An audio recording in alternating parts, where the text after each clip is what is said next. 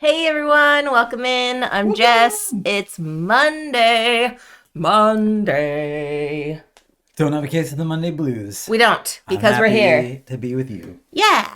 And we're going to be And playing a new game today. It is called Goblin Vaults, yes, a role player tale from the realm of Ulos. And I really dig the role player world. yeah. There's some good games in there. So, shout out to Jess over at Thunderworks, who graciously gave me a copy of this last year at PAX. And I'm excited to get it down to the table. Yeah, thanks Thunderworks for providing this. Yeah, It is very fun. it Y'all is will very see. fun. And it's quick. It's a nice, like, card drafting, tableau building type game. A little bit of auction bidding and things like that. It's pretty simple in the gameplay, but the strategy is complex. So, and there's a lot of variety. It plays up to 5 players, so you can get a lot of different goals situated and scoring things. The bidding will feel very different. Yes. At the different player counts. But even at 2 players, I'm usually not like much into bidding at in a 2-player game. Sure. But they include a 3rd player AI that's very easy to operate. Yes. And brings in enough random tension so that you do get to experience the full bidding. So it's quite fun to still do the bidding piece. Yeah, this is a good one. Yep. And so we're going to be showing you, and we'll probably play a couple games of it because it goes fairly fast. We have a hand limit, and so there's a turn limit. And once those cards get played, then the game ends, and we count up our scores. So, yeah. But another thing I wanted to touch on is we were debating on also playing role player tonight, but we figured it was going to be a little long to add on top of this. But we also highly recommend playing role player. It is a dice drafting game. You are actually formulating your character sheet for an adventurer. And then with some expansions for a role player, you can actually take that adventurer that you've built in the base game and go on adventures with that character. Yes. It's the funnest part of D&D for me. Yes. It's the character creation.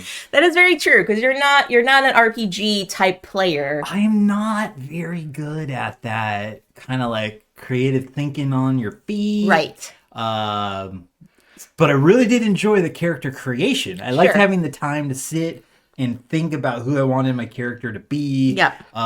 So role player is really fun in that way. Plus, role player is dice manipulation. Yes. Which... And there's a ton of dice in that game. And whenever you say the word dice, our ears are like, what? Yes. Yes. Hello, Panda. Panda says hi. We miss you. Happy Monday, Panda. We love you. We hope you had a great Thanks weekend. for being here with us. Yeah, and anyone else that's lurking, just plain working or just plain lurking, we appreciate all of you. Yeah, so hope your weekend was good. Yes. And your week has started off as best as it can. Yes.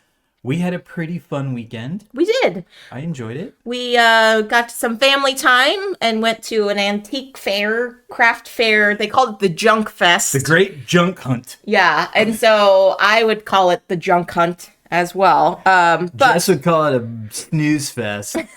yes, She's not much of an I'm not an antiquer. Which is fair. That's totally fine. You put you into like a geek fair. That's true. Crafting, Making, yeah. If there is like nice like craft stuff, different handcrafts or whatever, then and I'm all there. Absolutely. Fandoms, I am totally geeking out on that kind of stuff. But this was more like antiques, like China from like the First World War and old paintings and leatherworks and, all clothing and things that were worn like in the Great Depression. And so a lot of people are totally into that, which is fine.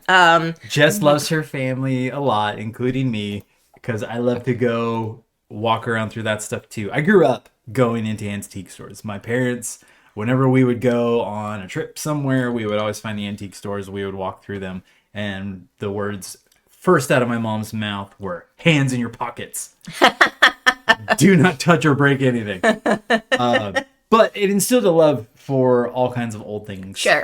For me. So yeah. Jess very graciously entertained her parents and my desire to go to this. Yep. And then afterwards, we got Del Taco for you. So Yeah. it was win-win. So it's fine. Panda's making banana bread right now. Oh, that sounds good. Ooh, yes. Please With send or some. without chocolate chips?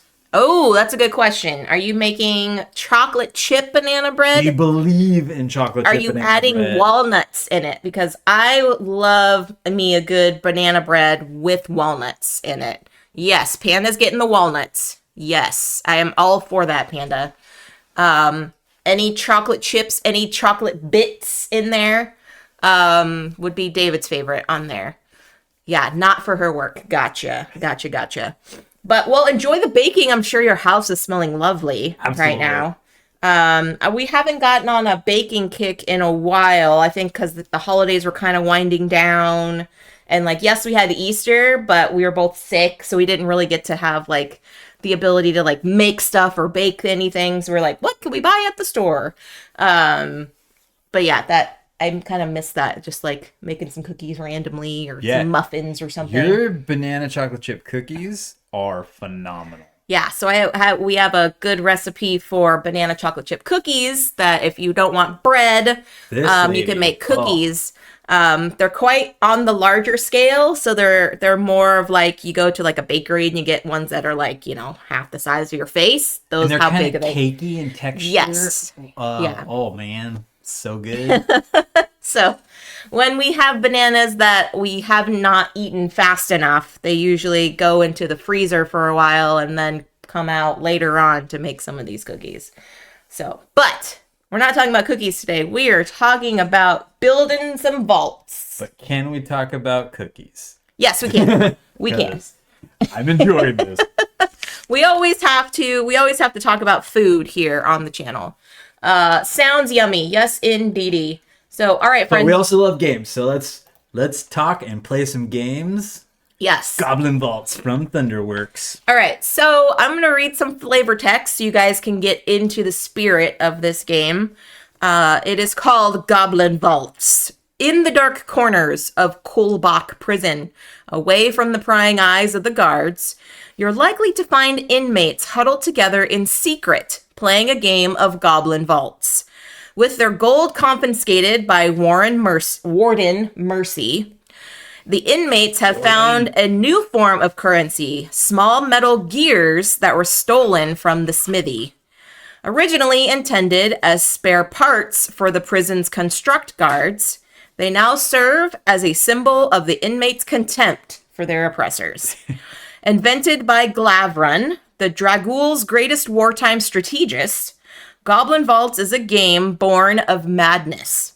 She developed the rules of the game while confined to solitary for 90 days. Betray your friends, the former general instructed her fellow inmates. Crack the vault, and to the victor goes the spoils. Okay. Yes, for sure. All right, there we are. So this is All the things that you have to try to like place right will definitely Yeah. drive you mad trying to get it. That's very true. So we are playing a 2-player game, and they say to do a setup with a 3rd player. So we are actually playing Glavrun, the creator of this game. So she is going to be our 3rd opponent there. So how this is going to work is we are going to be building out a tableau of cards, and they're going to consist of maximum of 4 columns and maximum of 3 rows. So it'll be 4 by 3 is our confinement. We will not have that many cards to put in our display because we only have a hand limit of 10 cards for the entire game. So once our cards get depleted, the game ends. All right. So they have 4 columns they call chambers. And the 3 rows that we are building out are called tiers. Tiers. Okay. And that will be relevant for how we are going to be scoring. So in the game, they say for your starting game, they give you the 3 goals to start with. So here we have the cluster, which means you will score each chamber, which is a column, with 3 cards whose value form a sequence in ascending or descending order. So 2, 3, 4 is an ascending sequence, or 6, 5, 4 is a descending sequence. Okay. And we get 9 gears per chamber. Gears are your victory points. And those are the ones that we need in order to win the game. So whoever has the most gears at the end of the game is the winner, okay? Secondly, we have the tome library, which is our second goal we're trying to score. Score each chamber, again, each column, with at least 2 green cards, which is the green suit here, the tome suit. You will get 5 gears per chamber with at least 2 of those green cards, or 9 points per chamber with 3 gear cards in that, or 3 of the tome cards, which is the green suit. Yep. Reminder, chambers, columns. So columns with lots of green in them. Yes. And finally, we have Gimnak's Reign, which is score each chamber in which the highest value is a purple crown card, okay? And you'll get 3 points per chamber there. And so there are going to be multiple suits. For a 2-player game, they recommend putting in 4 suits. So there's 4 different suits in the cards that we have. Each player will start with 10 cards in their hand, as well as Glavron will have 10 cards in her hand. And then we will build the block out here. This is the block or the market of cards that we're going to be bidding on as the game progresses. And then we have the power suit card, which is up here. Usually when you start the game, you're going to flip them over face up as you're dealing out cards. But because I was doing setup just for explanation, you can see them all turned over face down. So now we are going to flip them over face up so we can see what the block cards are going to be. Now, how the game works is in a series of phases.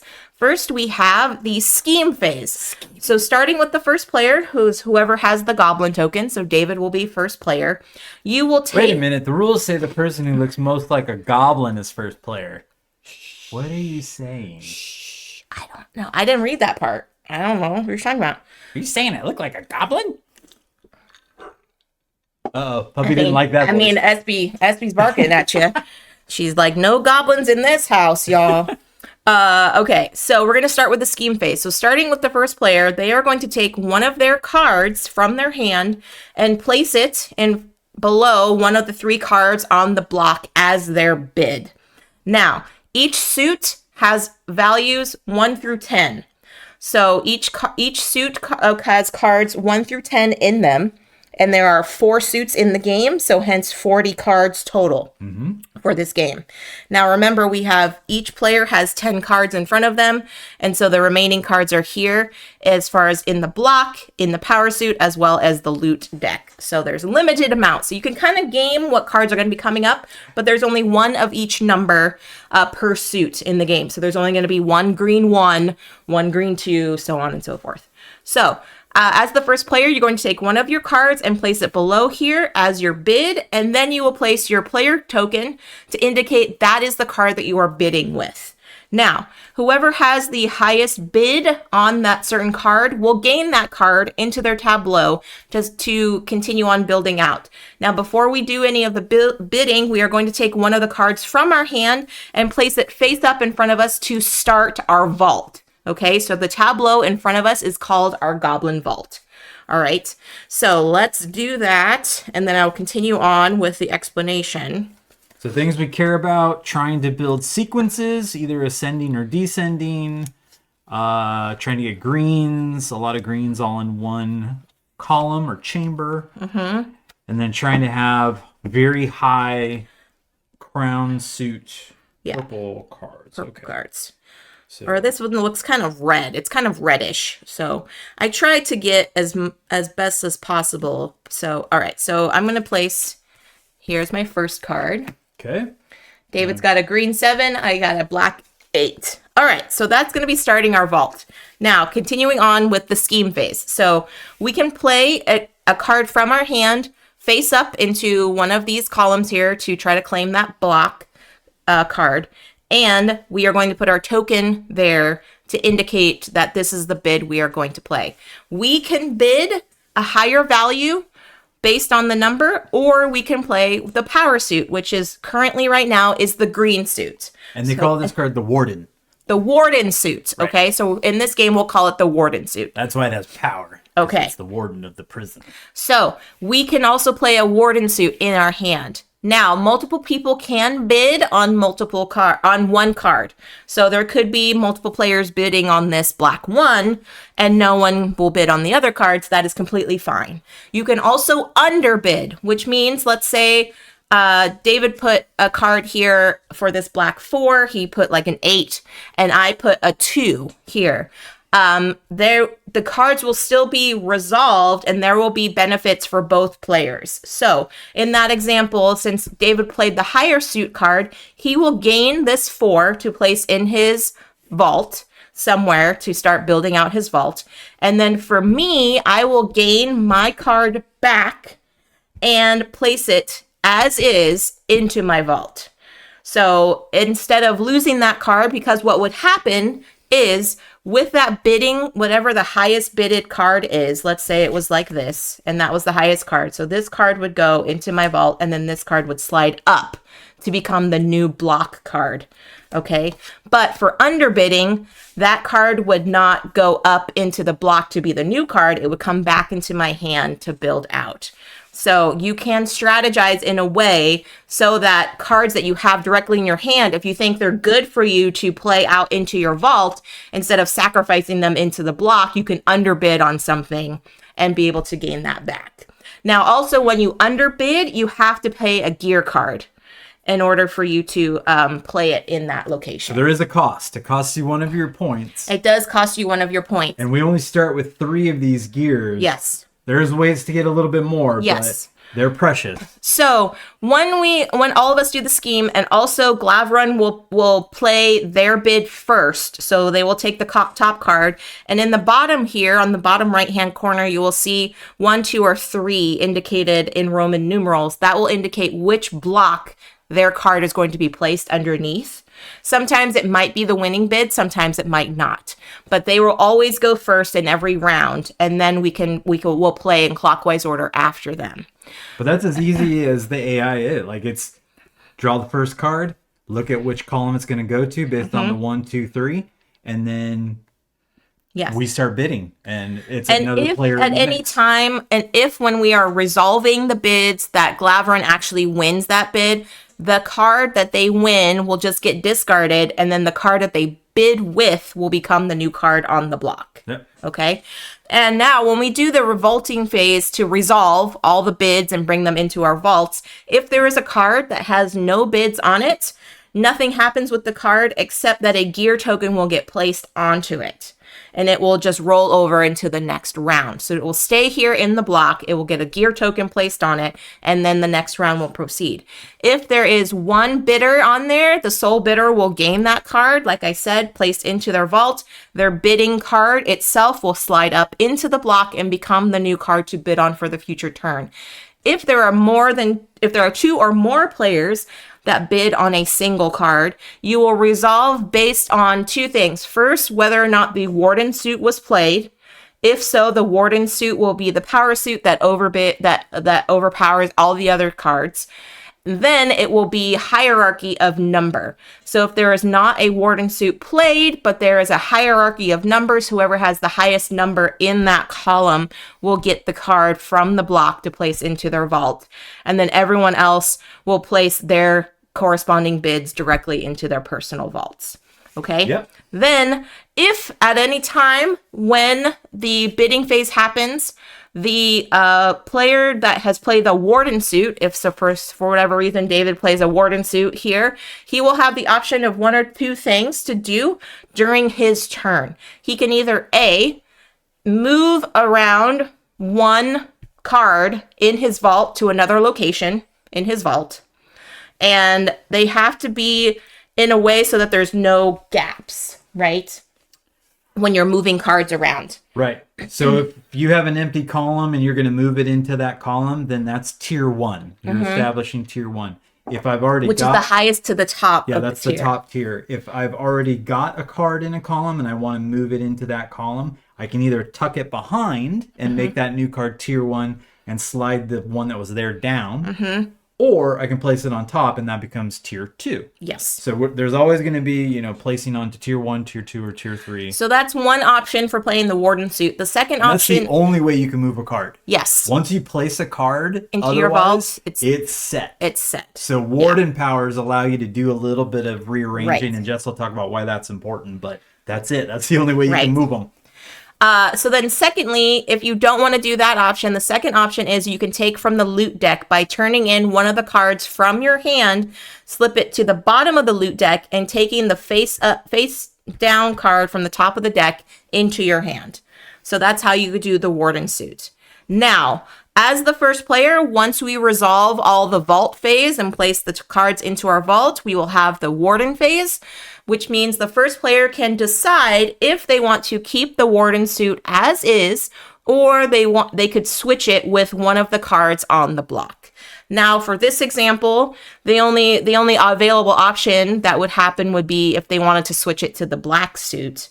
But in future rounds, there might be multiple colors here, so there could be the possibility of switching it around to a different color. Okay, then once that happens, first player token will rotate, and then we will continue on with our bidding and go through the same 3 phases.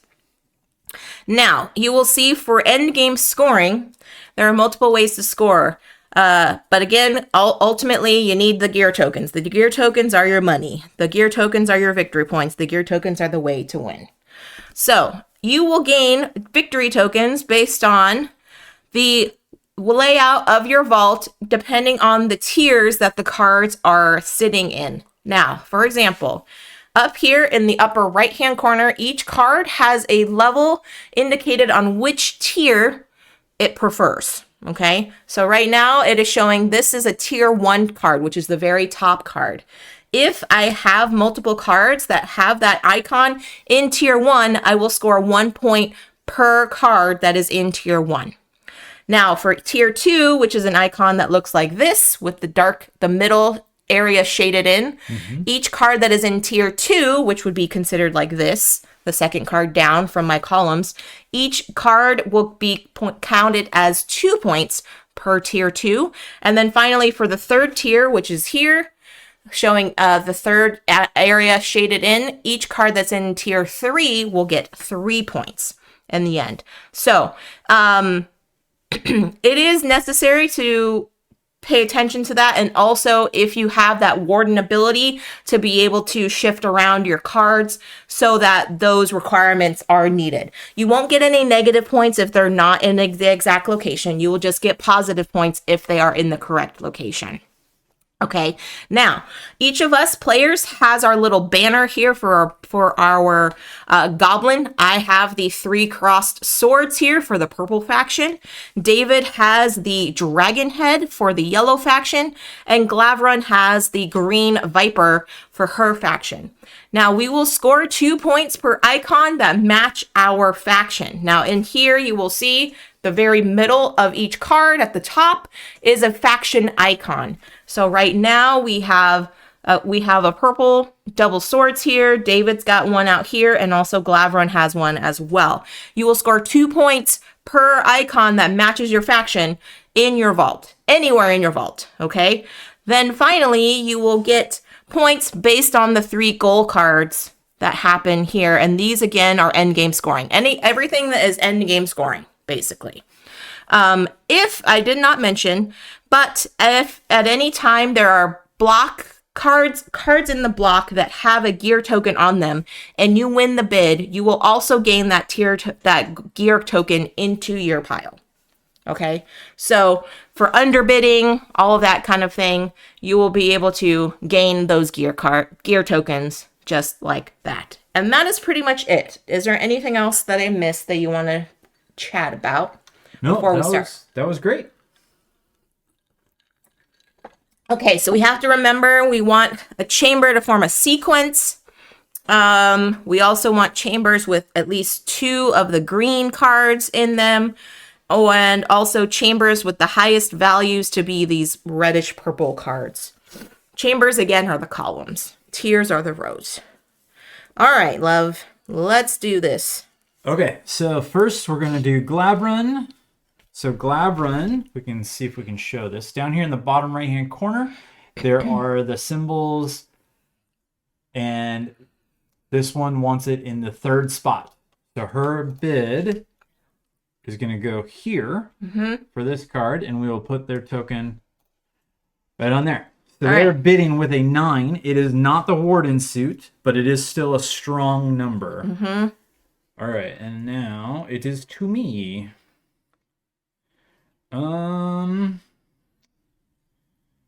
Let's do. I kind of.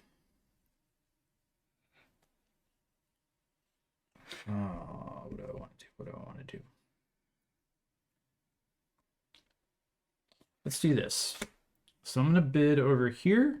Okay. I'm bidding with an 8. Pretty strong. Not Warden suit, but decent. This card wants to be in spot number 1, and it's got the dragon. So that is my faction symbol, and it's pretty easy to place a tier 1 card right now. So. All right. Well, thank you, because I was actually looking at that middle one. Excellent. We'll do that.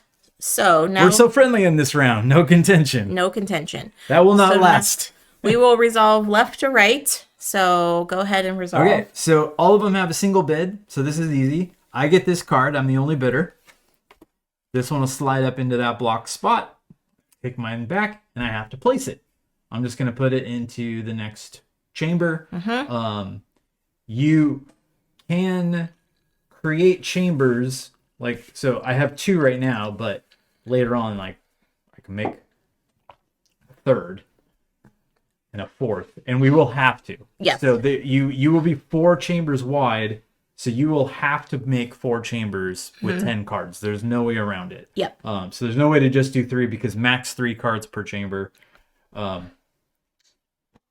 so I'm just gonna click it in there. Okay. That one's so to next you. I get this one.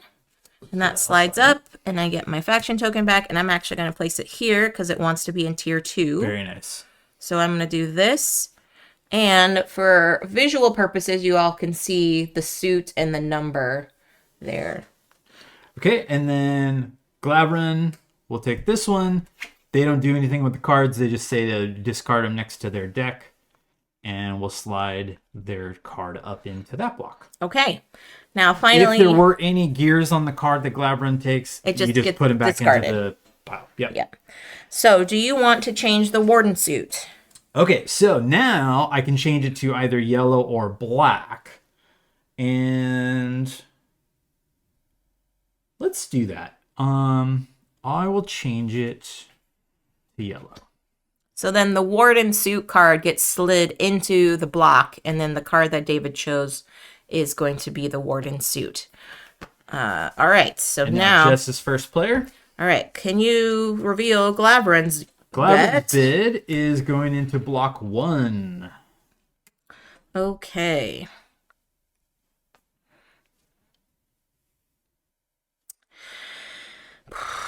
Okay. That's terrible. da, da, da, da, da, da. Do, do, do, do, do, do, do. Do, do, do, do, do, do, do, do, do, do. All right, to get a little more space, do, do, do, I'm going to make the Warden, if you're okay with this, sideways. Okay. Just so we can... And that way I can bring my cards up a little higher. Oh, okay. So this is the Warden suit. This is Warden. When you play it in your table, they say to put it up here, but for sake of visuals... Yeah, so it's still yellow. That's the important piece, is that the Warden suit is yellow. All right, what are you doing? Which one you want? I'll do this here. Okay. Dun, dun, dun, dun, dun, dun, dun, dun, dun. I feel like we need to have some like pub music going on. When we played this over the weekend, we had like a Spotify playlist of, what was it, medieval Celtic pub music. Mm-hmm. It was very fun. Very, very fun. All right. I'm going to take that from you. So my card value is lower. 3 is lower than 10, but this is the Warden suit, so that trumps. So then you your don't bid. play a gear card, or you do? I don't. You only have to play a gear if you're underbidding. Okay. So I am Just not to clarify. underbidding. I have overbid Just you. to clarify. Okay, so first we start with 0 bids. So this has 0 bids. So this will stay in the block and get a gear token on it. Yep. Next, we'll move on to the 1 bid. So Glavron will get that card, move back to her, and then finally we will resolve this. So I have highest because with the David played the warden suit, so David will get that card. His card will slide into the block like that. He gets his token back, and then I will just be able to place my card as is into my... Oh, I forgot. I played the warden suit. Oh, yes. Do you want to do your thing? There's not anything that I want to move. Okay. So this should have been done earlier, but we're just going to do it now. It doesn't change anything that happened. So I'm going to do the change a card. So I put one of my cards from my hand into the loot deck. Yep. And I drew the top one off of there. Yep. So you're supposed to do that during the scheming phase, the very first phase. Yep. But I forgot. Okay. So now you get to choose. Do you want to change the yellow warden suit? All right, what do we got? It is now going to be red. Ooh, red is the warden. Okay. All right, so now Clowns. David is first player. And now Glavron's going to go to the 3rd block. Okay. Hey, Deadpan, welcome in. What's up, Deadpan? Happy Monday. Happy Monday indeed. All right, what you doing? Okay. What am I doing? It's a great question. So we want ascendings. We want ascendings or descendings. And Giggles is here, not far behind. Hey, Giggles! Hi, friendos. What is up, y'all? All right, I am going to underbid. So I am playing the 2. Nice. Which is off the warden suit. So we're just going by numbers. That is less than what Glavron played over here. Nice. So I do have to put in one of my gears in order to do that. Right.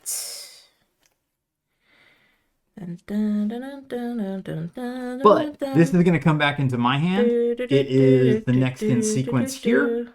And it is a tier 2 card. So it wants to be in that second row. So I'm kind of feeling like I got a nice thing building. These sequences do not have to be the same suit. They can be whatever suit. It just as long as the numerical value. Yeah. It just so happens that those 2 are the same suit. That doesn't matter in this particular goal. Happy Monday night. But I'm getting a 1-2. Bam! Oh, another underbid. No, it's not an underbid. I'm playing warden suit. Is. Oh, you are right. That is not a warden suit. Power suit. So Jess. All right. So first we resolve the 0 bids. Okay. So these 2. So these 2 get a gear. They get a gear each. All right. Now everybody's here. I get this, including the gear token. Jess was the highest, so her so card I got will go there. Up here. Bam! I get mine back. That goes here. Which is kind of nice. Like, that underbidding thing is really nice because it does mean I have, like, a lot of control of getting something straight from my hand into my vault. And now I have a 1, 2, 3. Ba-bam!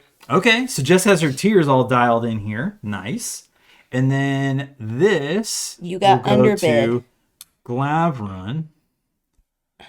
Glavron, that just goes back into her pile. Right. Okay. That gear would have gone to Glavron or would have gone to another player, but not to Glavron. They don't care about gears. Right. They weren't solitary. So, their minds messed up. They don't care about money. Do you want to switch the warden suit? Yes. Hi, Timey. Welcome in. Oh, Time Roller's here too. What's up, Time Roller? Oh, man. So then that gear just goes bye-bye. It does not. It stays. Oh, really? Yep. Oh. Well, so if this card comes back into the block, then it will. Okay. Damelo, first player. Okay. All right. Okay, Glavron is block 2. Second block. All right. Coming out strong. The 10 of the Warden suit. You cannot beat that. So I hope you didn't want that card. I don't. So 10 is the highest of any value in each suit. And this is the Warden suit. So this is the unbeatable card. The unbeatable card.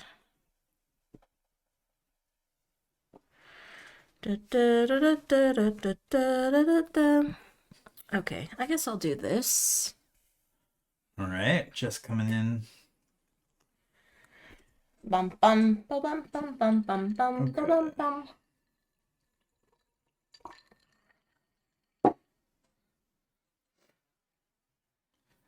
Um,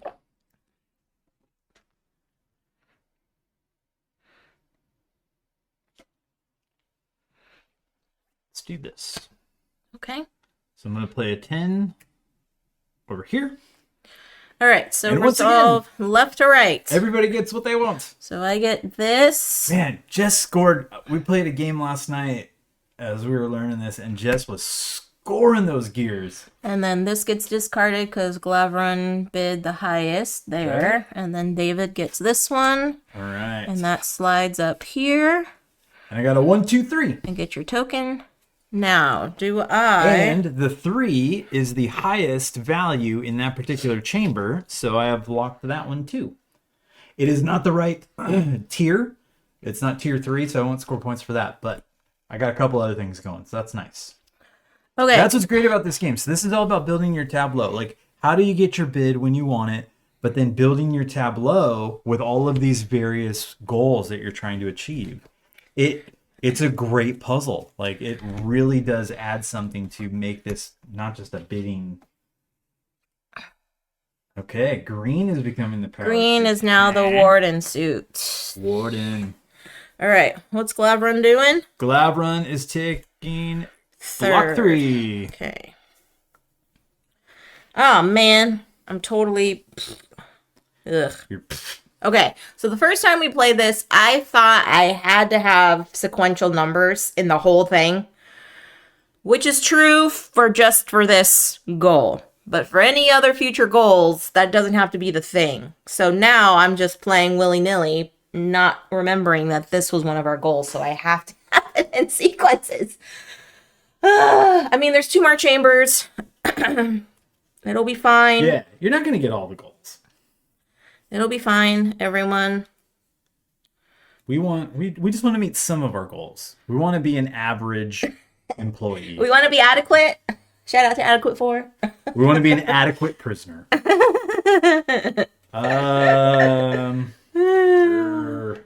Panda. It's fine. It's fine. It's fine. It's fine. All right, what are you doing? I don't know. What would you want? Probably not this. Okay. We'll see what happens here.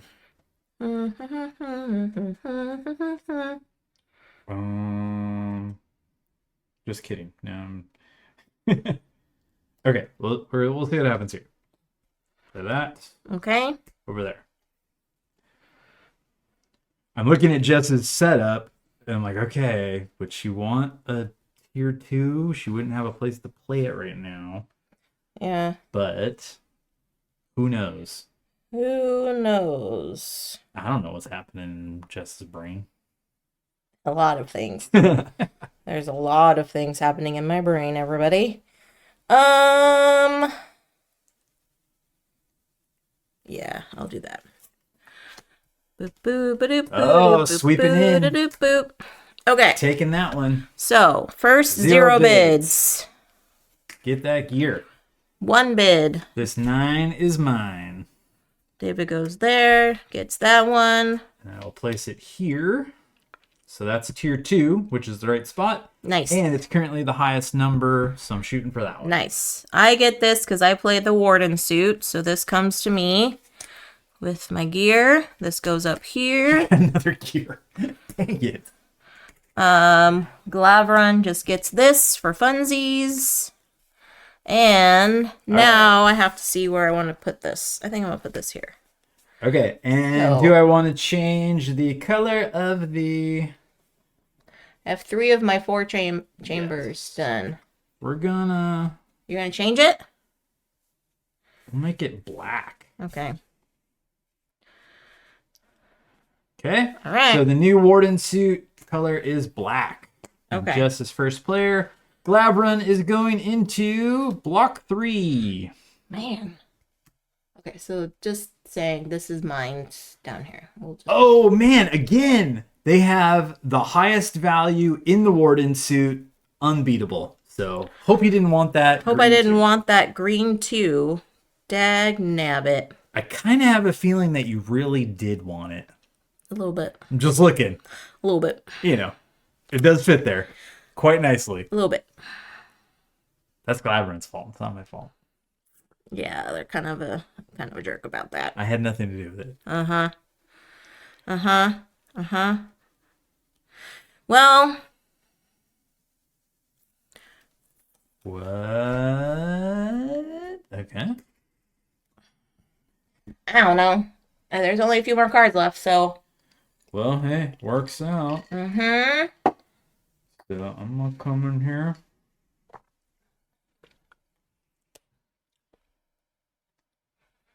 Let's do this.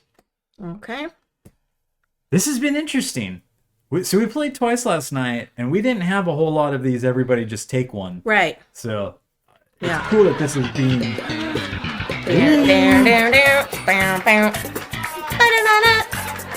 What's up, book of nerds? Howdy. Yo.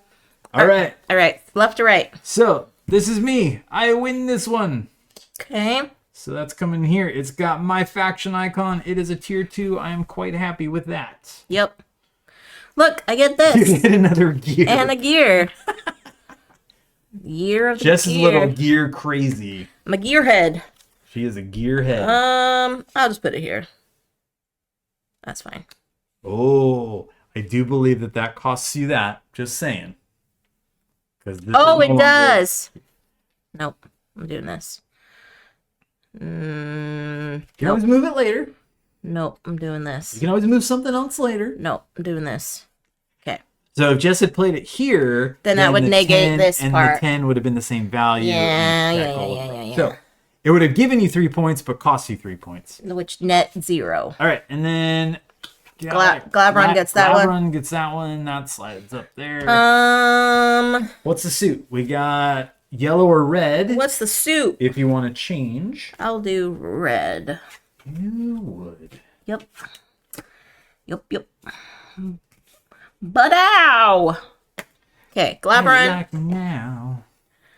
Glavron's All right, we going got where? 3 more rounds. Glavron's coming in here on 2. Okay. Got 3 more cards. Tray cards. Tres tarjetas. Ooh, and I'm first. Yep.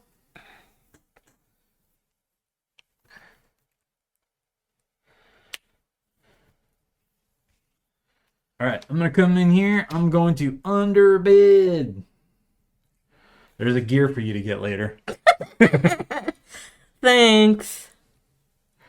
So Okay. underbidding, as a reminder, means that I will get my card back guaranteed. I do have to pay a gear to do that, but it's a green, which is good. It's got my faction icon on it, so I'm happy with it. Well, darn.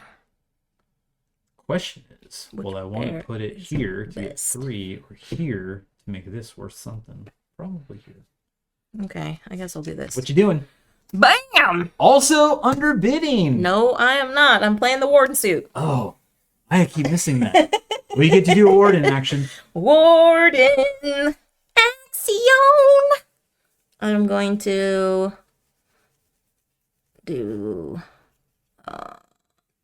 this. Going to do this. Swapsies with the loot. And just as a reminder, before you look at that, you can take something and slide it. You can take anything from any column and you can put slide. it anywhere. So Yes. that is also an option. Okay. Okay. 0 bids. All right. 2-0 bids here. All right. This card is mine. That is you, which means this will go up here. Then I get my card back. Glavron gets their card back, and they would get this gear. Oh, we should check the rules. Does the gear go up here? Ooh.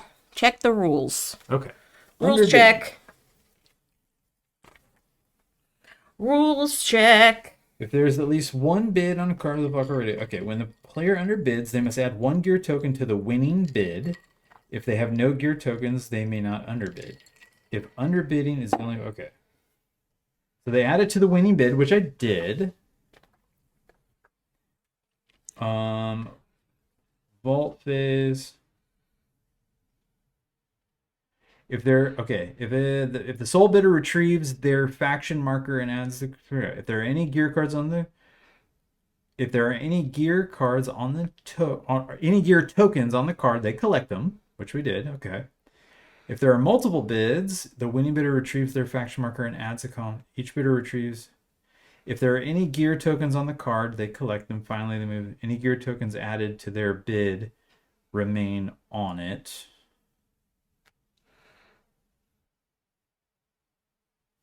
So I think it just I'm comes gonna back to you. assume that it gets added to the winning bid. So I get it. So I guess it goes to this card because that's the winning bid. Oh, okay. So, but I don't get it because I won. No, because it's on that card. That was the card I played, though. Right. You don't get it. It just goes into the block. Right. Okay. Okay. So that's how they don't disappear. Okay. That makes more sense. All right. Do you want to switch? Oh, and place this. Oh, yes. I will place this here. That makes those worth some points now. Yeah. Let's go yellow. Okay. All right, so the coins suit. And that was me first player, right? I think so. Okay, so. Yep. Block We 2. have 2 cards. Okay. Block 2. Yep. Glavrin.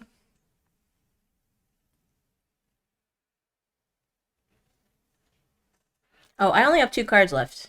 So I should be first. Because I was first player. Right?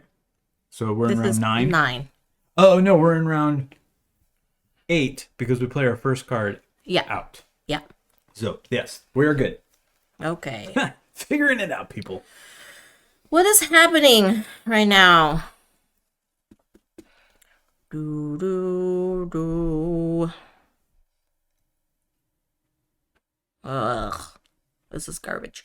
I realize I did not get one of these things.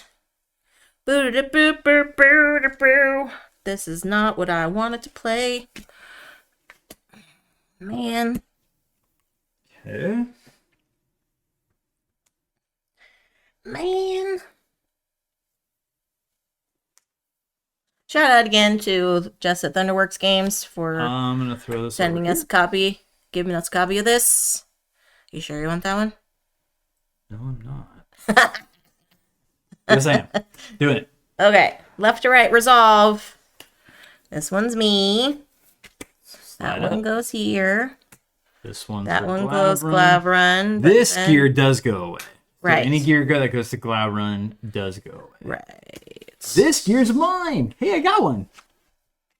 And this will slide up. Okay. Okay. Regerts. I'm having regerts. Everyone I'm gonna make my 4th. having regerts. Okay, now do I want to switchies? So you can make it green or black if you wish. You want that gear in play. Durr. No gears left behind. Just wants them all. All right.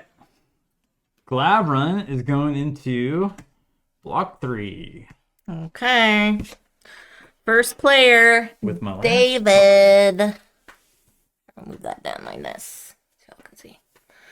Doop doop a doop a doop a doop a doop doo. Boop a doop boop. Boop a doop boop.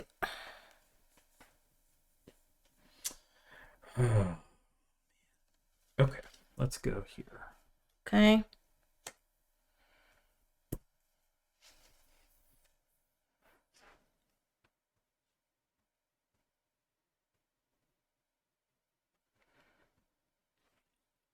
What you can do with your eyes? What Don't. is it? No. Show me. No. No.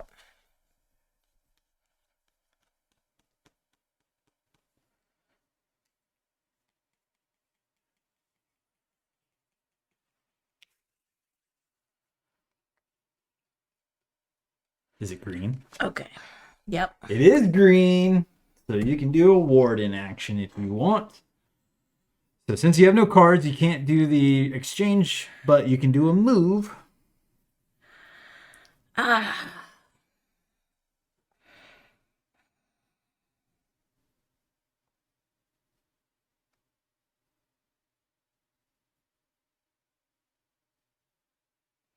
And I can't do a swap, huh? Can't do a swap. No, you can only move one card.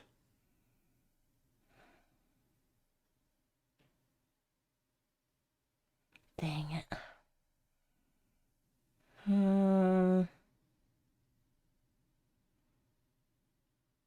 So this currently gives you 3 points, being the highest card. Right.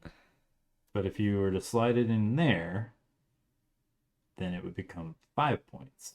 Right. Which is not bad. Yeah. I was trying to see if I could build a sequence, but I can't. I would have to do too many switchies. Too many switchies. Okay. All right. You got your gear. You did it. You got the last gear. So that'll slide up there. Here's yours back.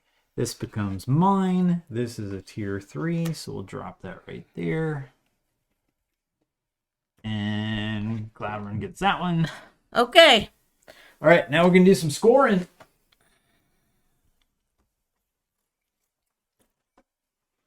Game 1. All right. Feels like it's going to go to David this time. JD. All right, how many gears do you have? I have 2. 1, 2, oops. Oh, she's got so many, she's splashing them. 3, 4, 5, 6, 7, 8. Nice. I have 8. 8. Okay, now count your tier cards in the correct location. Okay, so tier 1s, I have 1, 2, 3, so that's 3 points. Okay. Tier 2s, I have 1, 2, 3, so that's 6 plus 3 is 9 currently. Okay. 1, 2, 3, so that's another 9 points, so 18. 18 points. Very nice. That's huge. All right, so I have 1, 2, 3, Okay. 5, 7, 9, 12. Okay. Okay, now your faction. Holy cow. This I did pretty good. You did. Oh, good job. This Because the last time he forgot his factions every time we played. So I got 1, 2, 3, 4, 5, 6 of my factions at 2 points apiece is another 12. I have 2 for 4. 2 for 4. All right. Now, goal number 1, cluster. Any chamber, which is a column that has 3 cards in it whose values form a sequence and they are in the correct ascending or descending order. 0. 0 for Jess. I have one of those. I have a 1, 2, 3. Okay. So I get 9 points for that one. Okay. All right. Goal number 2, the tome library. Each chamber that has at least 2 green tome cards in it. 0. I have 2 of them that have 2, and each that has 2 in it is worth 5 gears. So that's 10 points total. Dang it. Goal number 3. Each chamber where there is a crown suit, the purple suit? Reddish purple. Reddish purple, is 3 points per chamber. 1. 1 for 3. I have 1, 2. Nope. For 6. Oh. Okay. 3 is the highest value. Wow. Okay. Okay. Oh, man. So we got 26, 33. Totally whiffed on that. That's a little rough. 14, 24, 26, 35, 45, 51. Play it again. 51 to 33. We're playing again. All right. Throw some GGs out there, though. She was teaching and playing, and that's not easy to do. We will cue this up again. GG's in the chat. Yes, exactly right. Exactly right, Panda. Here we go for and we'll everybody. get some new goals going. Oh, so those are the goals that they recommend to play with in your first game. Double good griefs from Charlie Brown happening. All the good griefs. Okay, so we're getting new. So there are 2 cards that they call basic goals. Okay. And they're double-sided. So there's 4 options for the basic goals. Okay. And then each suit has its own double-sided card for goals, and you choose 2 of them from the suits that are included in your game. So we removed 2 suits, so we removed those goal cards. Order is our new basic. And so are we keeping the 2 suit goals, or are we putting the other suit goals Now in? throw the other 2 in, and we'll see what we get. Okay. But we will change it if it's one of the 2 goals that we already played. Okay. But they said if you want to have a little extra difficult challenge, you can add in additional goals from the suits that you have in the game. Right. So you could add a third. And that's just, I mean, more options for how you're building out your tableau. Right. 2 is the basic setup. That's how they recommend. 2 numbers 1 through 4. 2 and 3. 2 and 3. Hey-ya. Oh, we already did this one, so this one. All right. What's our new goals for this game? So we have order. Score each tier, which is the row, with 4 cards whose values form a sequence in ascending order or descending order. Okay. So each row has to go like 1, 2, 3, 4, or 5, 4, 3, 1, 2, 1. Okay, so that's that one. Then we have the Beggar King. Score each tier in which the highest value is a purpley red card. Oh, okay. So, again, so it's similar to what we just did, but now it's all tiers. And then the Shrewd Dealings. For each chamber with at least 1 gold suit card, sum the values of the cards. Score each chamber whose sum matches another chamber. Oh, ooh, that's going to be hard. And I did read about that one online actually today. Okay. Only chambers that have a gold card in them count towards this. So it's got to be another chamber that has a gold card in it. Hi, puppy. Hi. Hi. SB's looking on. She's giving me moral support since I lost.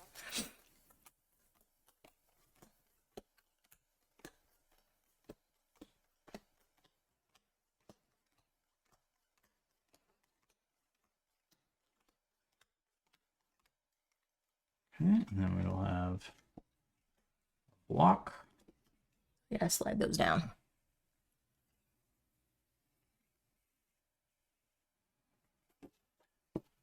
This is Claverin's. I want these. That's our wording card. And so black is the power suit this round. All right. We start with 3 gears. All right. Do you want to go first, or would you like me to go first? Yep, I'll go first. Maurice! Hey! Oh, what's up, Maurice? What's up? Did you get your 3 gears? Yeah. Okay. All right, everybody Happy make Monday, sure, man. Make sure you put out your first. Yes, you got to start your setup, your tableau. Start your engines. So I'm curious, y'all, folks in the chat, do y'all have a favorite Thunderworks game? Ooh, yeah. Good question. Cartographers, role player. If you haven't played Stone Spine Architects, that one's fantastic. Is great.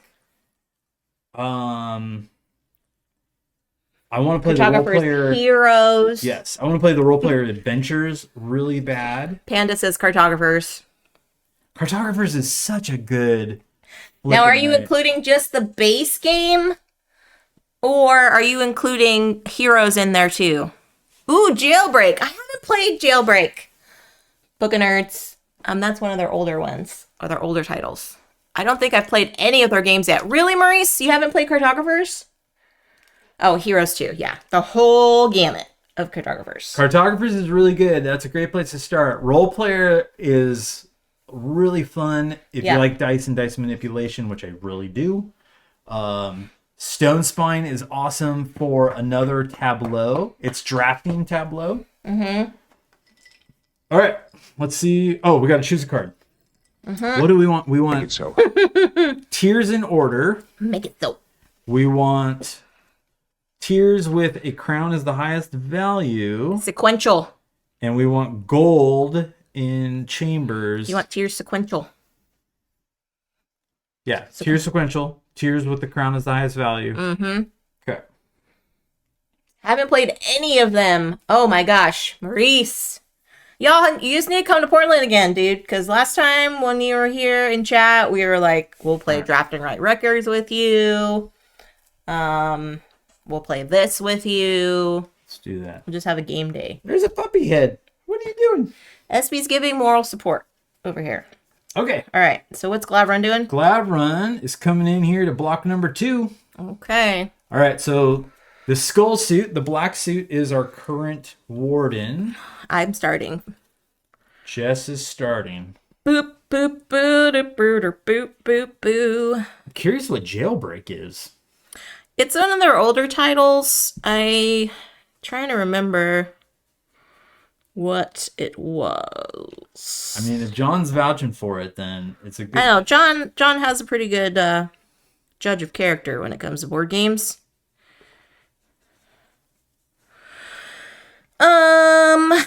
What am I doing with myself? I'm gonna play this card because I want it. Yep, doing it. All right, that's a warden suit. So do you want to do an exchange? Yep, I am exchanging. Yeah, Stone Spine, man, is so good. You got route building. You got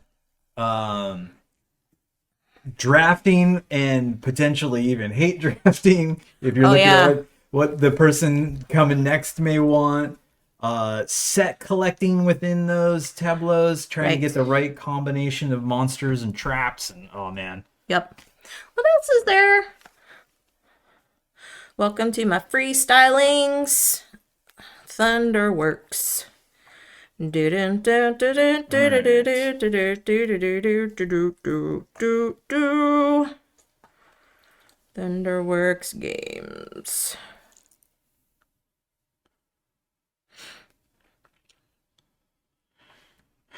Welp. Oh yeah, role player adventures. Oh, you mean lockup, not jailbreak, John. You mean lockup. That's right. Let's do that. All right, 1 each. So this is for Jess. Slides up. This is for Glavrun. She don't care. She don't care. This is for me. Oh, and Dawn of Ulos is like an area control, kind of like battling game. Which I'm going to eventually scooch over. That looks really cool. It's got a lot of cool minis in there. All right, that's mine. I'm going to do this. Boom. Okay, am I going to... Been playing Mythwind. Oh, cool. I've heard some good stuff about that game. Oh, man. Okay. So, funny story. Back in the day. I really, really was interested in Mythwind. And at the convention that I got to hang out with Maurice at, missed everybody else there, GameStorm here in Portland, there was a person teaching Mythwind. And GameStorm is a convention where tons and tons of people sign up to run a game. There's something like 400 or 500 game sessions of just board games, plus all the other kinds of stuff, where people sign up or they say, hey, I'm going to run this game, and then they open it up for a certain amount of players. I saw Mythwind on the list, so I was like, I'm grabbing it. I want to find out about this game. So I go, and I'm playing the game, or I come to sit down at the table, and Lord love this guy.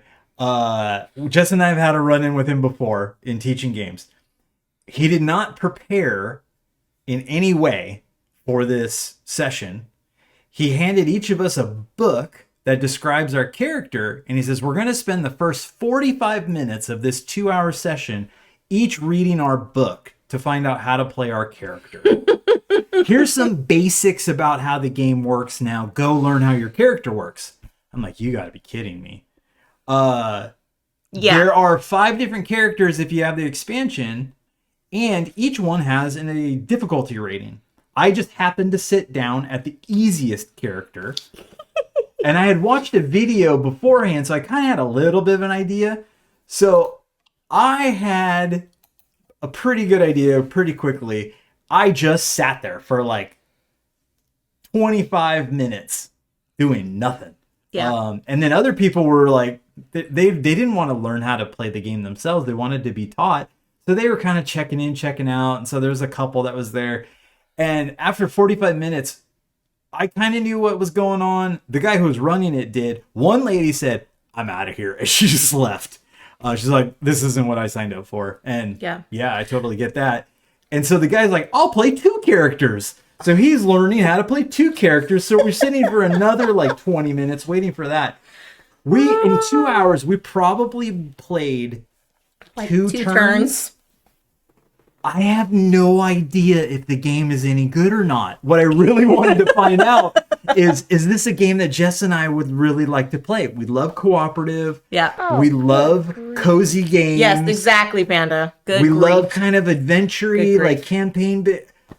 And it's funny too It because was horrible. Because this guy, we tried to learn a game from him like 4 years ago. At another convention. Imperial Settlers. It was Imperial Settlers. And to this day, I will not play Imperial Settlers because of that experience I had. And so when David came home that night, because he was so excited that morning, he was like, "I'm going to learn Mythwind. I'm going to come home and I'm going to tell you, like, this is how to play it, blah, blah, blah." So the first question I asked him, "How was Mythwind?" And he was like, "The guy that taught us Imperial Settlers was the guy that taught us Mythwind." And I knew exactly where he was going with this. And I was like, "Oh no, Panda, it's just a volunteer. It's just some person that's like, you sign up for demo." Yes, it's just a regular person. They're not a paid staff. Yeah. They're not, part of the convention scene. It's just like, if you have a demo games, like if you're hosting a game night, it was just like, basically, he was here to host a game night, but the hosting was basically, let's read the rule books together for 45 minutes. For some people, it's a game they really love, and they only get to play it at a convention, so they bring it and teach it. Some people love teaching games. They give you, I think, like points for each game that you run, and that's how they kind of build it to have a nice, big, long list of game options for people to play. So when you get your points, you can turn it in. I think if you run enough, you get your badge comped. Oh, gotcha. Or you can go to like this prize thing that they have, and you can turn your points in for prize. So they have ways of like incentivizing people to come teach. But he's a local guy, Panda. I doubt he'll be at any of the big conventions. But yeah, it's just so sad because it's like there's no vetting at all. And in these smaller conventions, there's really no vetting for people. But David has so much patience and so much grace. Like literally, if he said for the first 45 minutes we're gonna read our rule book, I was gonna be like, "Peace out." No way. But he gave this guy a benefit of the doubt and still sat there for the 2 hours and learned absolutely nothing. Maurice says he will come to Portland and teach us and actually know the characters and how to play. Excellent. Yes. Bro, I will hold you to that. You almost signed up to do Marvel Champions. Well, if you haven't played Marvel Champions, Maurice, I will say you need to look up my friend Nelson on his Twitch channel. It's called Nelson All Over, and he plays Marvel Champions and mostly Marvel Champions, but he has some other games that he'll play. But he'll do like full-on gaming sessions of it. You did a few videos with him? Oh, great. Okay. Yeah. Nelson's fantastic. So highly recommend if you're trying to learn Marvel Champions or want to know the basics of that game, check out Nelson's stuff. Panda, enjoy your lurk, my dear. Hope the bread came out wonderfully. For those that aren't familiar, I will give a shout out to Nelson's channel because he's usually on in the morning my time. Did I spell that right? Nope, I did not spell that right. I played the warden suit, so I did a warden action. Okay. The guy's very, and I should say, the guy's very nice. We're going back to the teacher. Yeah, I don't want to sit here, but he's just not a good teacher. So what I did is I went back afterwards and I looked at his username so that I know In the future, anytime in the future when I'm He's going to teaching sign up it. for something at GameStorm, just go no. I'm just going to avoid. Yeah. Because nice guy, fun playing with him. Yeah. Grateful that he brought Mythwind, which is a beautiful game. And the components are amazing. The artwork's so nice. And I did start to enjoy it a little bit as we were playing, but I just really couldn't get a feel for it to know, like, hey, is this something that we want to drop? Uh-huh. I don't, what's it, like 80 or 90 bucks or I don't something like know. that? So I was like, oh. But anyway, yeah, check out Nelson's channel. Very cool guy.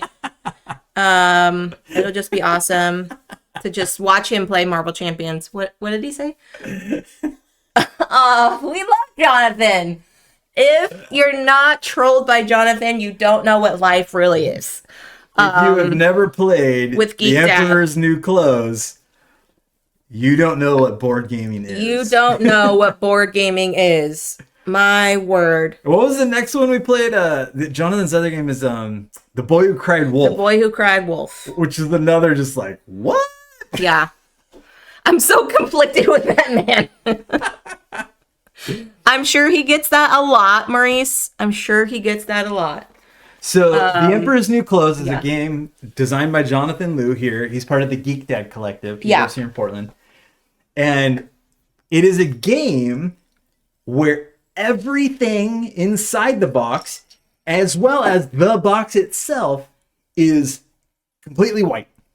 No graphics. The no board nothing. is white. The dice are all white. The cards are totally white. The rule book is white. The rule book is totally white. And it's a game of making up the game. Like, you create the game. Yeah. And you're in on it. Like, everybody has to just kind of adhere to the fact that we're playing a game together and there is nothing on anything. And you're just kind of saying, I played this card and guess what? That allowed me to take this from you. And every game is different. It's a social experiment, I will say. I played it but once. It's hilarious. I'm glad I played it. Yeah. And you don't want to play it again. Want to play it I will always play it. I need rules. Yeah. I need considering the strategies, RPG-ness in me, like the inner RPG person that I am. I will definitely jump in at any campaign, anytime, anywhere, any place. That game, I could definitely just get my creative juices flowing and just go. But for those other gamers like David, probably like Maurice, that were just like, what the heck is going on? That's just the joy for me, is just to see that and just see how people's minds are like, what is happening right now? So you really like people sitting around going, yeah. What?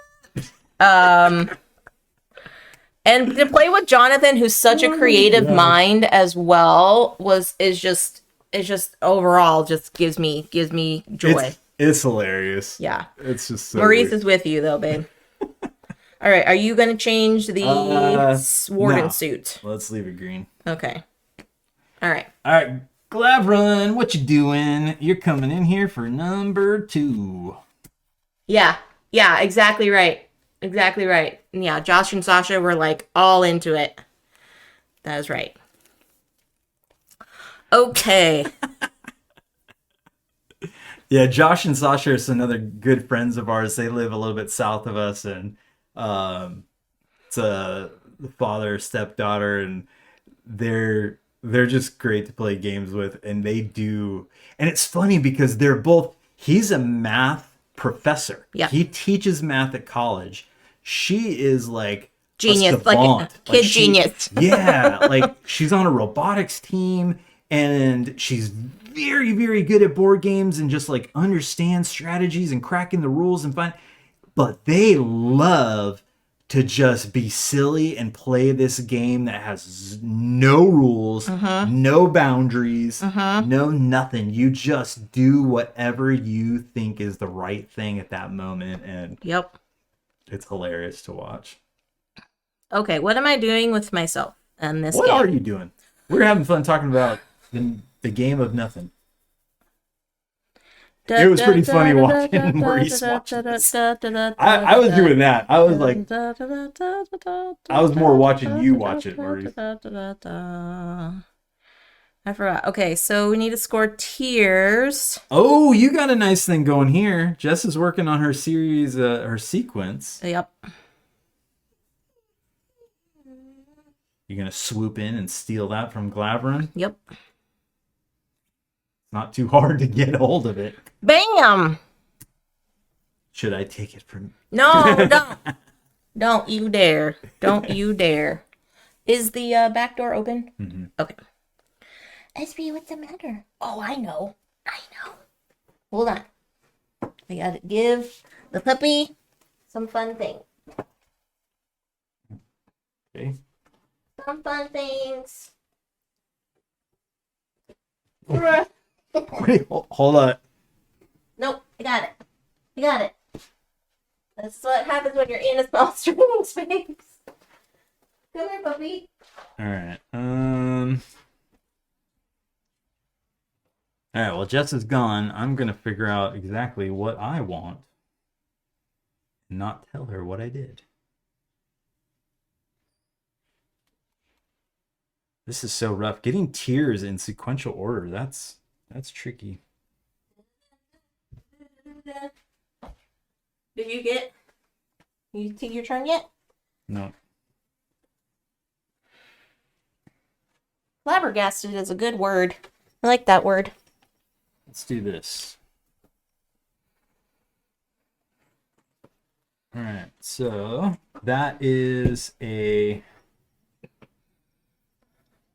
warden card. So I will ditch this and take this. Okay. Put your token on it, please. There. Okay. So this gets 0 bids. Get a gear. This one resolves. So you get this. Okay. This slides up. You get this. I get this card as I outbid. And this one goes up here. This goes to me. This goes away. Yep. And now I'm going to do this. Huzzah! Oh man, she's got an 8765. 8675. Sing it, everybody. 309. I hope that Open Owl Studios continues to produce content for Mythwind. It'll need more content to keep flowing since there's no end game. Yeah, that's what's interesting about it. Like, it's a cozy game. There's no... And I think they're a fairly no new set studio. Is that right, Maurice? way to wrap up the game. Are they fairly... I feel like they're a fairly new studio. Okay, I'm going to keep it as... No, I'm a big fat liar. I'm doing this. It's going to be the red suit is the warden suit now. Okay. Oh, okay. Yeah. All right. What you doing, hun? Glavrin is coming here to 3. Okay. Okay. Like Incredible Dream. Oh, yeah. Incredible Dream is great. What have you played from Incredible Dream? Meaning, have you played Kinfire Delve? Because we absolutely love Kinfire Delve. Yeah. Oh, that's that too? Everything. Yes. Incredible Dream does the Kinfire series. Kinfire Delve is awesome. Awesome. As soon as we played it at Jonathan's, we went to our local game store and we special ordered it. Yeah. Right. Everything. This is good. Yeah. What was the... Oh, Kinfire Chronicles was the newest one that Jonathan had. And where... What was it? It's like Civ... Not Civ building, but... What kind of mechanic would you say? No, it's Kinfire Council. Oh, okay. And it's... Council. It's like a semi-cooperative... Oh, yeah. Semi-co-op. That's right. Kinfire Chronicles, a game of the year. Bought Delve, played a few games, and instantly bought Score and Stock It. Yes. Yeah. So Kinfire Chronicles... That's the other co-op. Is the co-op adventure. one. Like, that's one I'd like to play The adventure one. Yeah. So Kinfire Council... Maurice, come on, buddy. Is semi-co-op. You need to come back to Portland. Load up the car. Let's do this. All right, so I'm gonna come in. Yeah, we special ordered both of them because our local game store did not have it. And I talked with Ilya, and he said, just request it for special order to be in your local game store. Yeah. So that's what I did. And That's what's what David cool did. is so our local game store. One of the cool things about one of them is if you special order things through them, they give you 20% discount off of whatever it is you order. Because they get a guaranteed sale, so they know that when they're bringing something in from that distributor, it's sold already, so they don't have to bring it in, mark it up, throw it on the shelf, hope it sells. So it's like 20% off, definitely happening. So, and they're really, really good people. It's a great shop, so we like to support them. Okie doke. All right, so 0 bids goes here. 1 bid. That one gets for David. This goes here. This one I outbid because I got my 10. Okay. So I get my gear. It's your first It's year. my first gear, everyone. This goes back. This goes away. And these are the new block options. Heart Board Games, hello! Welcome in, everyone, for What's a up, raid. breeders? Wow! Let's go back up here real quick, everyone. Welcome in, Heart Board Games and friends. Happy Monday. Thank you all for joining us. My name's Jess. I'm joined by my wonderful husband, David. This is our Monday evenings where we do some 2-player games, and not 2-player only, but just games with 2 players. And so tonight we are playing Goblin Vaults from Thunderworks Games. A shout out to Thunderworks for gifting us a copy of this game. It is a fun tableau builder, action bidding type game where you are building out a tableau of cards and you're playing as goblins and you're creating your vaults because you're all imprisoned. We're in prison, and one of the goblins got stuck in solitary and dreamed up this game. Yeah. And it's a mind bender. It's great. It's a bidding game. We're all bidding for 3 cards. Hopefully we're getting the ones we want. And we have to then place them in our tableau in a very particular order in order to score points. And that's what's the really neat puzzle, is getting things. Because you're not going to get everything. So what do you go for, and what's somebody else going for? And yeah, it's a fun one. Yeah, so hopefully you all had a fantastic stream. Get yourself hydrated, get some food, get some rest, take a screen break, whatever y'all need to do. If you got to read and run, totally understand. But thank you so much for sending your community over here. And folks that are hanging out, if you have not checked out Heart Board Games, please do so. Jesse and the crew are fantastic people.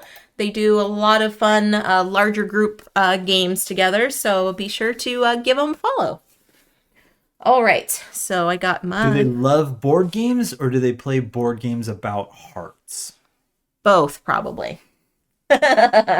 We only play Clinic and Dice Hospital. And... Okay, so did you want to change the warden suit? Oh, my choice on that? Yep.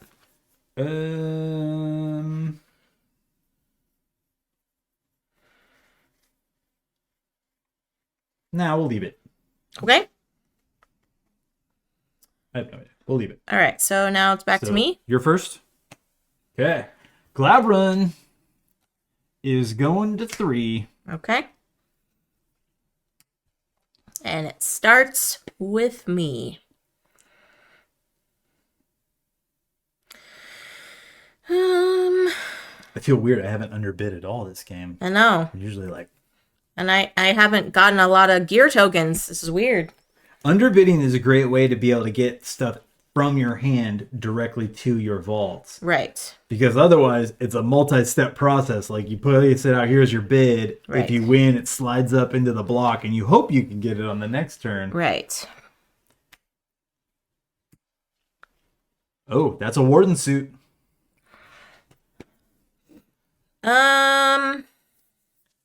So Jess played the same suit as the warden suit, which is the power suit. So she gets to take another action if she wants, which is to exchange one of her cards with the deck. Or she can move one of her cards. So Maurice, we did not try Kinfire Council. Where both And I don't David think and Jonathan... Jonathan has it.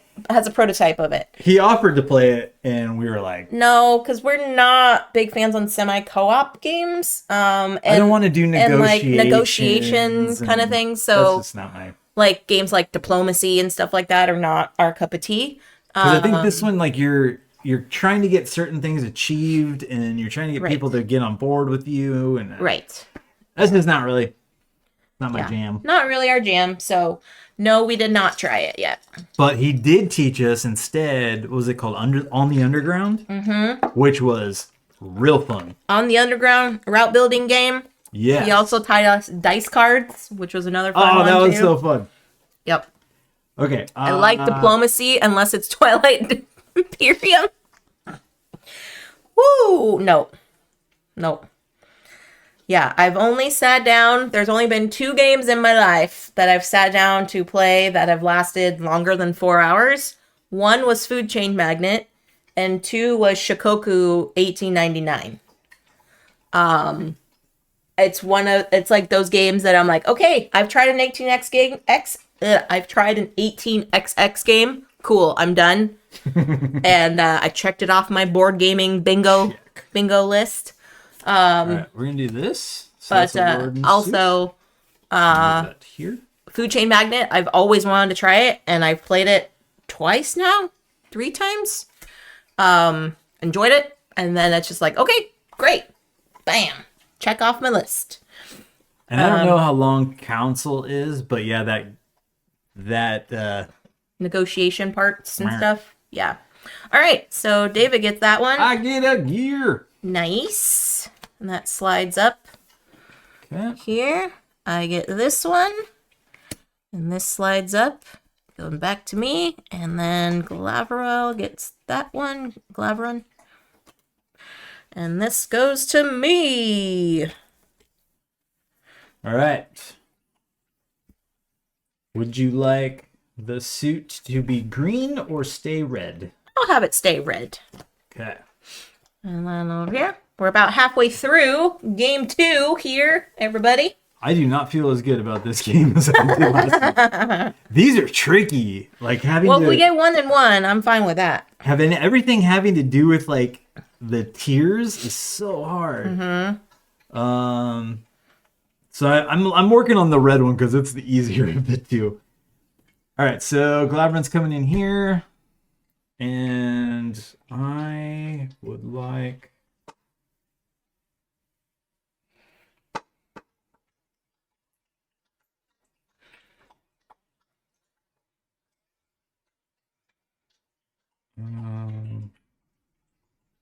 Apologies How about for this? our puppy. She is a very loud eater. um,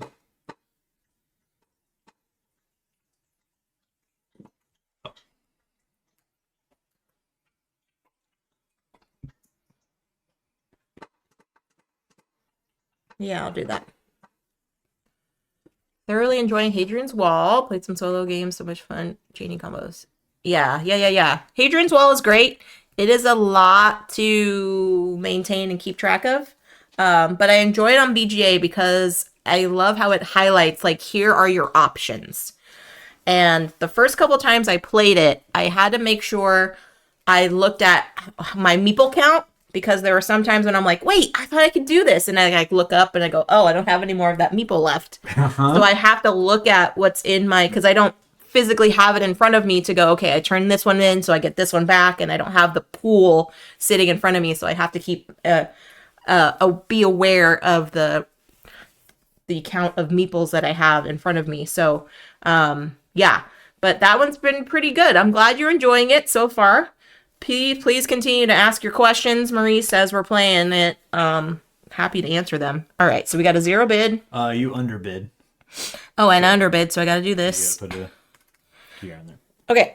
Okay, so you did the 0 bid there. Gladron's gonna take this one. Yep. And then I will take this. That goes up, and then that just goes back to me. That stays there. Okay. So we'll put this here. Cool. And then Do you want to change the warden suit? Yeah. Let's make it green.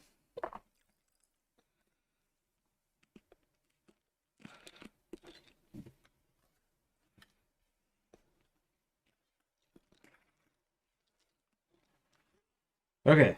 Glavron is going to go for 3.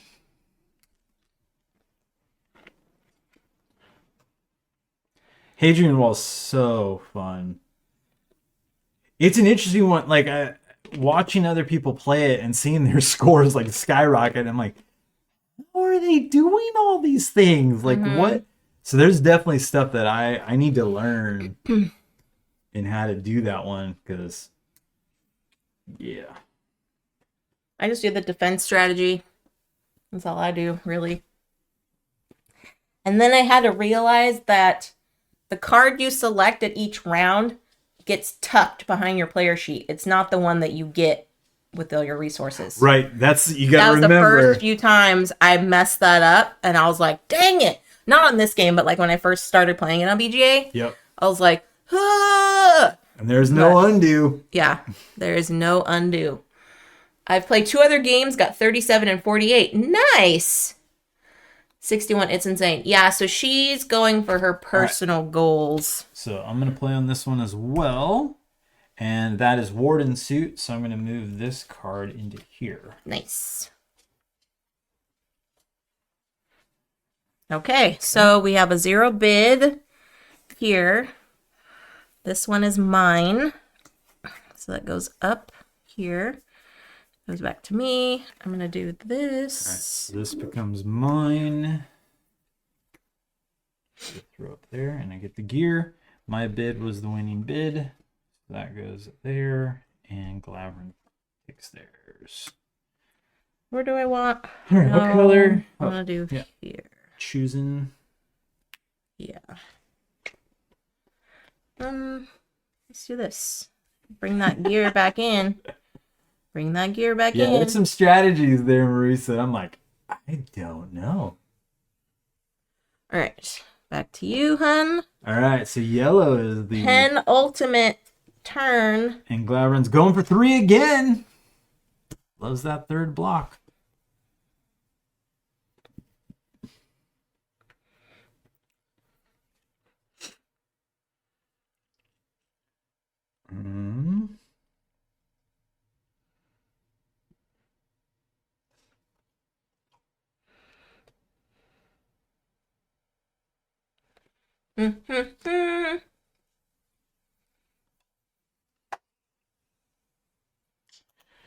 Okay, so...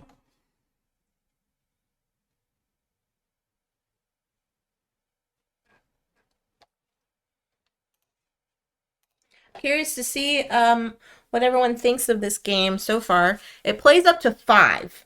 Now, when it plays up to 5 players, you will add more suits into the deck.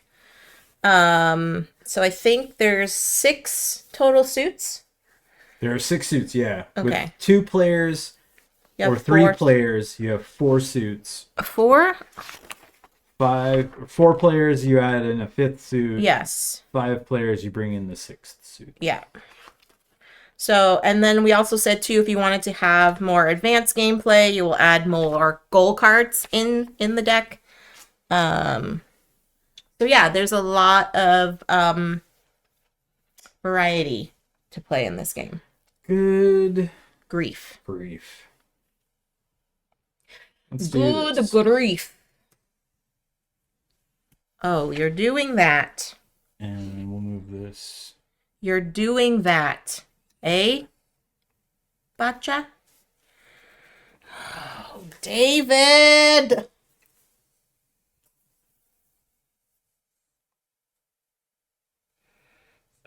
David. Things are getting quiet. It's that time, Maurice. I don't like this. Yeah, so this one's fun. I can only the box score size one. is like cartographer size box. And And it's a great card game that plays 1 to 5. There's solo rules in here too. I haven't looked at those to see what they involve, but trying to get these cards placed in the right place, like you have to be planning multiple steps to say like, okay, I don't want this one yet, but I do want it in 2 turns, so let me play it out here so I can hopefully get it into the right place here, because the movement ability is very low. You don't get a whole lot of movement ability, so you got to hopefully get it into the right place at the right time. So there's some planning ahead. I have no idea how this is. I don't like this at all. I like you. Thank you. All right. I'm playing this, and I'm going to do this. Hope for the best. Yeah, I did, because it got for real. It got serious. All right, Jess wins this one. Serial. It got so serial in here. I win this one. And Glavrin wins that one. And we will make black the skull suit, the warden suit. Okay. All right, last round.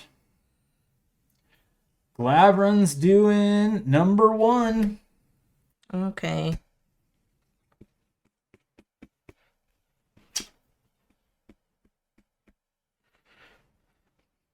It's so bad. Yeah, I think yesterday our games were in like the 40s and 50s. Today we've had 30s and 50. This is not going well. This is not working out as great. We'll see. We'll see, Pupper. We'll see. Okay. Yeah, that freestyling has stopped. Doing this. Oh, it's a warden suit. What you gonna do?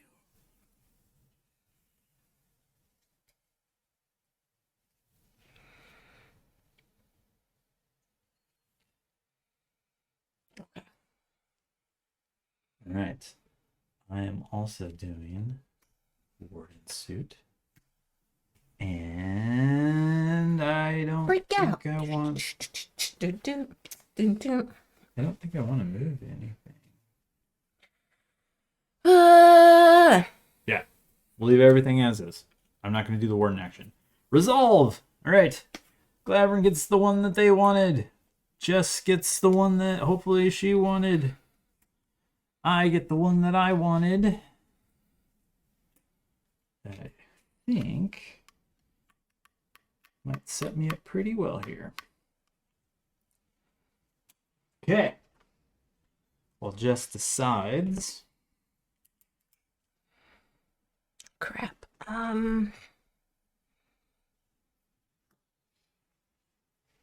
Nope, I won't be able to do any of this. Okay.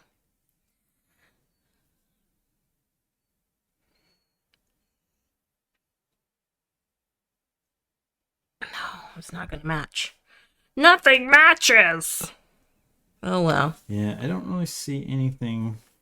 Nothing matches. That's All right. okay. So, for scoring, we start with the number of gear tokens that we have. I actually have a few this time.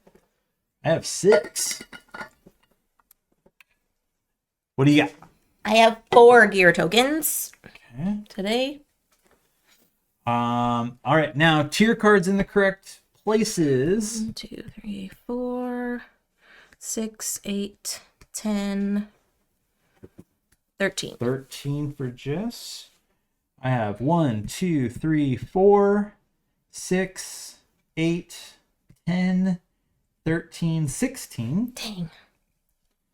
All right, now your faction. I have dragons, and I have 3 of them for 2 points each. So that's 6 points. 6 for me. 6 as well for Jess and her triple swords. All right. Goal number 1 is to have in a tier, a row, 4 cards that form a sequence, and they have to be in ascending or descending order. I have 1. I almost had 2 if this wasn't a 9. Oh. I had 1. Okay, so 1 for 8 points. I have 0 for 0 points. Yeah.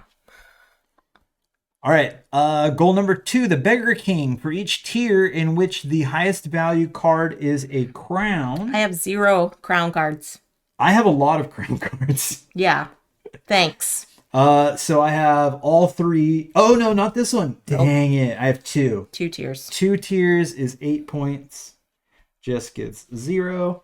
And the last one is for each chamber with at least 1 gold suit card, sum the values of the cards and score each chamber whose sum matches another chamber. No. I have 2. Dang it. With that last card, I was able to do it. Yeah, you got it So again. that's 2 chambers for 6. Butts, everyone. All right, 17, Butts. 23, 31. I haven't heard that. I do enjoy some unboxing. 22, I do enjoy 30, punching pieces. 42 to 31. This was a tough set of goals. Yeah. If I had one more tier, man, dang it. 1 tier more. Yeah, I do enjoy punching out pieces. I do enjoy sorting out pieces. I enjoy building things, putting it together, as long as you don't have to deconstruct it to put it in the box. I almost put it back once I found out you had to build something. So, like, if you, like, assemble something, and you're like, oh, here's the dice tower that you need for the game, I want to have a spot in the box where you can just put it assembled in the box. I don't want to deassemble it and then put it in the box. Colt Express, you could leave all of the stuff assembled, right? Like the train cars could remain You could do that with the train cars. Yes. It's like, great. That's well thought out. That's great. The other, I don't remember. There was one that Hickory we had. Dickory. Yes, there was one game that we were like, what? We just got Hickory Dickory and we played it a couple of times. It's a big clock, and then there's clock hand. It's a cuckoo clock, and there's clock hands that the mice will ride around on, and then they can jump off to all of the spots. So it's a big rondelle. Mm-hmm. But you have to assemble the clock hands, and they're these nice chunky plastic, pieces with slots for the mice to be able to ride in. So it's really cool, and it works all great. But it's not easy to get this thing apart and put it together, and you have to do that every time you're going to play the game. Yeah. You can't leave the thing assembled. Yeah. And I was like, this is a horrible design. Yep. So, yeah, it was ridiculous, and I can't believe that it couldn't have Maurice been done. says he never built the Everdell tree, just used the stem and put it under the board so you can keep track of the seasons. Yeah. Yep. Sounds like a no for me, dog. Yep. So, GG's, everyone. I almost put it back when I have to build something. This was fun. Like I said, this would be great with multiple players. It plays really fun at 2. So this Yes. is important for us. So that's one thing that we have to say when we play games. It has to play well at 2 in order for it to stay in our collection, because a lot of the gaming we do is just the 2 of us. Right. And this one does. And I feel like this would really go well up the player count as well. Correct. Getting more bidders going on, being able to do more of the underbidding and having that ability out there a little bit more because there's more bids in play. The chaos of not being able to get your bid because there's more players to outbid you. Right. Yeah, I think this one would be really sweet. And the goals change every time, so every game is going to be different. Yeah. So, well done, Thunderworks. Well done, Thunderworks. Highly recommend this game. Check it it's out. Like $25. Yeah, the box, like you see back here, it's a cartographer's size box, so doesn't take up a lot of space. The cards are nice quality. They have these nice chunky bits. Chunky tokens. Yeah. So it's the fun. trunk is real. The player or the table space isn't like horrendous. It fits pretty good for a small box, but there's a good game in there. Yeah. So highly recommend. Highly recommend. Thanks, Thunderworks. Thank you for the GG's giggles. Appreciate that. If you like cards and having a good time, puzzly tableau building. If you like having a good time. If you like fun. If you like fun. Play if you hate fun, like Maurice. Oh no. Maurice is awesome. Yeah. Oh, good No, grief. I'm messing. Good grief. Yeah, no, if you like a tableau builder, the puzzly nature of like getting those things into the right place at the right time, and there's some planning that you got to do. He was almost on his way to move. Buddy, just kidding. The Diet Coke flows here in this house, so. My gosh. Come on. Not for me, though. I'm a Coke Zero fan. You don't have to worry about her drinking any of it. Nope. All right, friends. Well, this concludes DJ Plays Again. Not sure what I'll be doing the rest of this week, but be sure to click the follow if you enjoy what you see. And then Wednesday morning, 10 a.m. Pacific, or Friday morning, 10 a.m. Pacific, or both at 10 a.m. Pacific. Depends on what I'm feeling. Cherry Coke Zero is fire. Yes. Have you had the orange vanilla Coke Zero, Maurice? Because that one is a fave of mine as well. All right. Who shall we raid? I think it looks like Bonds, probably. Bondsinator. Didn't even know it existed. Oh, dude. Now you need to go to the grocery store. Just make it happen. Yeah, so stay tuned for the raid, everybody. Get your CCG emotes if you are a subscriber to the channel. Basic emotes are just fine. Enjoy some Board Gamers Anonymous with Bondsinator. And until next time, stay safe, enjoy your board games, be kind to one another, and I will catch y'all on the next stream, and so will David. Have a great week, y'all. Bye. Bye.